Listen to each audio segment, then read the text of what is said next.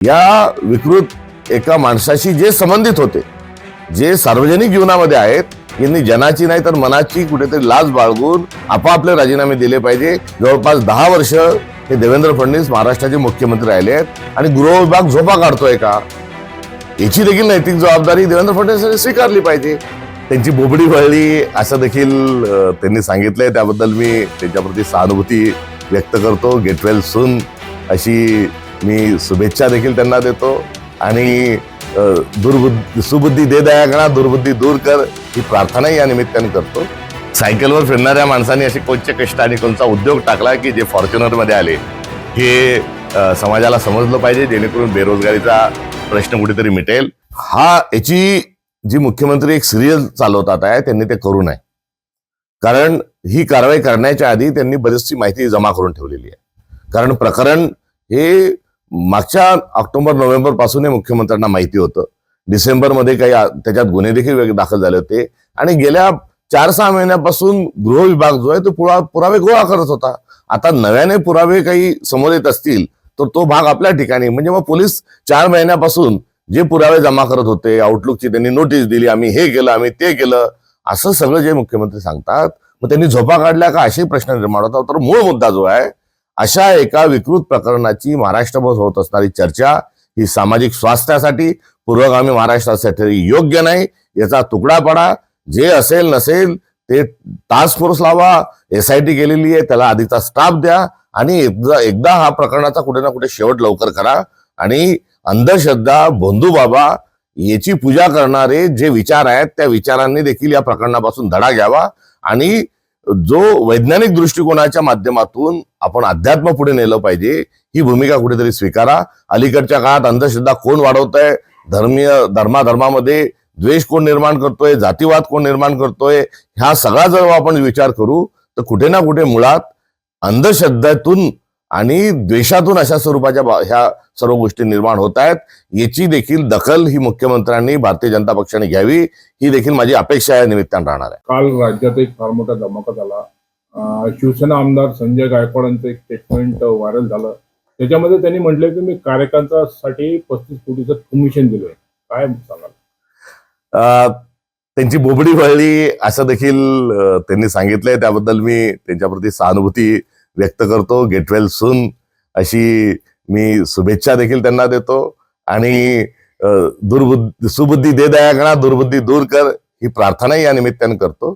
मात्र यासोबतच विकासाच्या ज्या काही वल्गना त्यांच्या आहेत, त्या अनुषंगानं त्यांनी एक श्वेतपत्रिका जाहीर करावी की मी इतके कोटीची कामं या गावात या कामाकरता एवढे पैसे आणले आणि हे सर्व पैसे खर्च झाले, याचा एक श्वेतपत्रिका त्यांनी या निमित्तानं कुठेतरी सादर करावी, जेणेकरून त्यांचा जो विकासाचा लेखाजोखा आहे तो सर्वांना जो समजेल आणि कुठेतरी तो तपासूनही घेतला जाईल. अलबत्ता कार्यकर्त्यांना कमिशनचा आणि विकासाच्या ज्या गोष्टी आहेत त्या फक्त केवळ बाता आहेत. कारण जवयाला हिवाळ्याला ठेके मिळतात आहे, कोणताही दुसरा ठेकेदार नाही. एवढंच नाही तर कचरा साफ करण्याचे टेंडर हे घरातच त्यांना हवंय. एवढंच नाही तर वरली मटक्याची दुकानं, अवैध व्यवसाय जी आहेत किंवा रेतीची जी अवैध वाहतूक आहे, हे करणारे कोण, हे सगळं माहिती आहे. त्यामुळे हा येत असणारा सगळा जो काळा पैसा आहे, हा नंबर 2चा जो पैसा आहे, ज्याच्याबद्दल अनेक वेगवेगळे शब्द वापरले जातात, हा आता डोक्यात कुठेतरी घुसलाय. त्यामुळे त्यांच्यासाठी सहानुभूती आणि क्यू या निमित्ताने व्यक्त करत असताना अशा प्रकारची एक वेगळी विकृती जी समोर येत आहे, त्या विकृतीचा मी या निमित्ताने धिक्कार करतो. पूर्वी एक कोचिंग क्लास चालवत होते आणि एका मोठ्या MPSCच्या पेपर फुटी प्रकरणामध्ये त्यांचं नाव आलं होतं आणि त्यावेळेस त्यांनी अनेक जे लोक नोकरी लावले त्यातले अनेक बडे अधिकारी पोलीस डिपार्टमेंटमध्ये आहेत. तर या अनुषंगाने आता त्याची पण चौकशी झाली पाहिजे असं वाटतं. चौकशी जी करायची नाही करायची फडणवीस साहेब एकदाची करून टाका. मात्र यातून आपण काय धडा घेणार आहोत? यातून समाजाने कुठेतरी हा खराब बाबा निर्माण केला आहे, हेही नाकारता येत नाही. सरकारने त्याला खतपाणी घातलंय, हेही नाकारता येत नाही. त्यामुळे समाज म्हणून आपण काय करणार आहोत? आणि अशी माणसं जेव्हा विकृत माणसं येतात तेव्हा सरसकट देवेंद्र फडणवीसांवर, सरकारवर खापर फोडून मोकळं होता येणार नाही. याची जबाबदारी सामुदायिक स्वरूपाची समाजाने देखील स्वीकारली पाहिजे.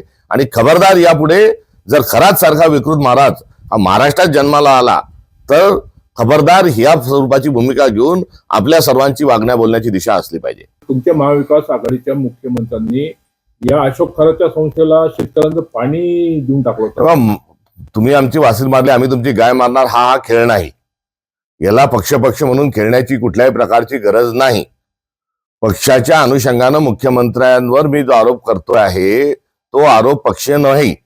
मुख्यमंत्री हे गृहमंत्री आहेत. किती तर मागच्या 10 वर्षामध्ये त्यांच्याजवळ पहिले 5 वर्ष, 2.5 वर्ष आताचे, 2 वर्ष आताचे, जवळपास 10 वर्ष हे देवेंद्र फडणवीस महाराष्ट्राचे मुख्यमंत्री राहिले आहेत. आणि गृह विभाग झोपा काढतोय का, याची देखील नैतिक जबाबदारी देवेंद्र फडणवीसांनी स्वीकारली पाहिजे. आणि यामध्ये जे जे असतील, काय असतील, हा पक्षाच्या पलीकडे जो विषय घेऊन गेला पाहिजे हा मान्य आहे. मात्र सरकार झोपा काढत होतं का हे या निमित्तानं जरूर विचारणं आमचं कर्तव्य आहे. आमदार गायकवाड असंही म्हणतात किंवा सायकलवर फिरणारे कार्यकर्ते माझे आता आज फॉर्च्यूनमध्ये फिरत आहेत. सायकलवर फिरणाऱ्या माणसांनी असे कोणचे कष्ट आणि कोणता उद्योग टाकला की जे फॉर्च्युनर मध्ये आले हे समाजाला समजलं पाहिजे, जेणेकरून बेरोजगारीचा प्रश्न कुठेतरी मिटेल. मात्र फॉर्च्युनर मध्ये फिरणाऱ्यांची बात आपल्या ठिकाणी, जी आलेली जी डिफेंडर आहे ती कुठून आली, हा प्रश्नाचं उत्तर हे अत्यंत महत्वाचं ठरेल. आमदार झाल्यानंतर किती पटीनं उत्पन्न वाढलं हे सगळ्यांना सांगावं लागत असतं. त्यामुळे 2019ला किती संपत्ती होती आणि 2014 येता परिवाराची आपली किती संपत्ती झाली हे जर आपण जाहीर केलं तर या सर्वातून दूध का दूध पाणी का पाणी होऊन जाईल. आणि यासोबतच कुठेतरी बुलढाण्यामध्ये निराधार लोकांना घरं बांधून देण्याकरता एका कौटुंबिक मोठ्या समारंभात जाहीररित्या काही 20 एकर का 18 एकर शेतीची दान केली होती, ती कुठे आहे, त्याच्यावर घरं पूर्ण झाले का, हाही प्रश्न या निमित्ताने उपस्थित होतो. त्यामुळे बात निकलेंगी तो बहुत दूर तलक जाएगी. कुठेतरी एकीकडे खरातांची विकृती बाहेर येत असताना भ्रष्टाचाराच्या विविध विकृत्या ह्याही आपल्या सगळ्यांच्या समोर येत आहेत. हे महाराष्ट्राचं डबल दुःख आहे. चाकणकरांनी राजीनामा सर्व एका तुकडा पाडावा जेव्हा आपण म्हणतो तेव्हा माझं तुझं हे न करता किती दिवस खेळणार या प्रकरणाशी मुख्यमंत्री. दूध का दूध पाणी का पाणी करून टाका आणि एकदा विषयाचा जो काही निर्णय असेल तो लावून टाका. हा प्रश्नाला रेंगाळत ठेवण्याचा मागे आपलं नियोजन काय, कायद्याचं काम करेल हे मान्य आहे. मात्र हा जो खेळ या निमित्ताने तो ज्यांनी लावलाय हा निषेधार्ह आहे. त्यांच्या जवळ हे प्रकरण दिवाळीच्या नंतर हे ऑक्टोबर-नोव्हेंबर पासून जर मुख्यमंत्र्यांना गृहमंत्री म्हणून याची माहिती होती तर मार्च पर्यंत झोपले होते का, असे अनेक प्रश्न यातून निर्माण होऊ शकतात. त्यामुळे फोटोत असणारे, फोटोत नसणारे, या विकृत माणसाशी संबंधित असणाऱ्यांवर सणवारवर कारवाई झाली पाहिजे. आणि या विकृत एका माणसाशी जे संबंधित होते, जे सार्वजनिक जीवनामध्ये आहेत, यांनी जनाची नाही तर मनाची कुठेतरी लाज बाळगून आपापले राजीनामे दिले पाहिजे. हे देखील या निमित्तानं मला सांगायचं आहे. काँग्रेस आणि शिवसेना शिंदे गटांच्या नेत्यांचेच नावं अस्तित्वात येते किंवा दाखवले जात आहे. त्याच्यामध्ये फडणवीस हे राजकारण करत आहे असं वाटतं. नाही, फडणवीस 24 तास राजकारण करणारे व्यक्ती आहेत. ते प्रत्येक गोष्टीत राजकारण करतात. त्यांचे मित्रपक्ष दिल्लीला जाऊन आले तेव्हा विशेष राजकारण करतात. कुठे पुण्याचा जमीन घोटाळ्याचं प्रकरण असेल किंवा हे असेल असंही बोलण्याची फार मोठी जागा आहे, किंबहुना आमची ती भूमिका आहेच. मात्र राजकारणाच्या पलीकडे जाऊन खरोखर या प्रकरणाचा पाठपुरावा केला पाहिजे असं मला प्रामाणिकपणे वाटतंय. या प्रकरणामुळे महाराष्ट्र सध्या गाजतोय. मोठमोठ्या राजकीय नेत्यांचे त्यांचे नाव आलेले सोबत काय सांगाल? मुख्यमंत्री देवेंद्र फडणवीस हे गृहमंत्री असताना अशा प्रकारचा एक थैमान, एक विकृतीचा कळस म्हणून एखादा माणूस महाराष्ट्रात कसा राहू शकतो, मुळात हीच एक फार मोठी हरकतीची बाब आहे. इतपर सर्व ज्या गोष्टी आहेत त्या डोमेनमध्ये आहेत. सगळ्या ज्या गोष्टी आहेत या सिद्ध झालेल्या आहेत. त्याचे सर्व डिजिटल पुरावे आलेले आहेत. आता या प्रकरणाशी मुख्यमंत्र्यांनी न खेळता त्याचा तुकडा पाडला पाहिजे. त्यामध्ये कुठलाही भेदभाद न करता, कुठलाही पक्षीय अभिनिवेश न ठेवता एकदा हा विषय कुठेतरी संपवावा ही या निमित्तानं माझी सरकारला मागणी आहे. मात्र जाणून बुजून हे प्रकरण कुठेतरी रेंगाळत ठेवण्याचं देखील नियोजन हे देवेंद्र फडणवीसांच्या पातळीवर असू शकतं. कारण मित्रपक्षांना जेरीस आणणं आणि महाराष्ट्राच्या मूलभूत प्रश्नावरून लोकांचं ध्यान दुसरीकडे वळवण्याच्या अनुषंगाने त्यांचा हात खंडा आहे. आणि त्याकरता त्यांनी या प्रकरणाचा वापर हा करताना आढळून येत आहे. हे अत्यंत निषेधार्ह आहे. ताबडतोब 24 तासाच्या आत सर्व संबंधितांवर गुन्हे दाखल करावे मंत्र्यांशी, सरकारच्या, विरोधी पक्षांच्या ज्याच्याशी संबंधी असतील त्या सर्वांवरही कारवाई ही तातडीने त्यांनी करावी, हे उलट पक्षी माझं मुख्यमंत्र्यांना आव्हान आहे. भाजपचा शिक्का असल्याचा आरोप केला जातो. आरोप नव्हे, निवडणूक आयोगाने देखील कबूल केलं की ते अनावधानाने झालं. ते अनावधानाने नाही, निवडणूक आयोगाने जी आपली सत्यमेव जयतेची जी आपली राजमुद्रा आहे ती राजमुद्रा बदलून आता कमळाच्या चिन्हाची राजमुद्रा केली आहे, असं या निमित्ताने सिद्ध झालंय. भाजपला भेट दिला असल्याची टीका मंत्री शंभूराज देसाई यांनी केली. शंभूराजे हे त्यांना मारल्याचे आरोप करतात आहे.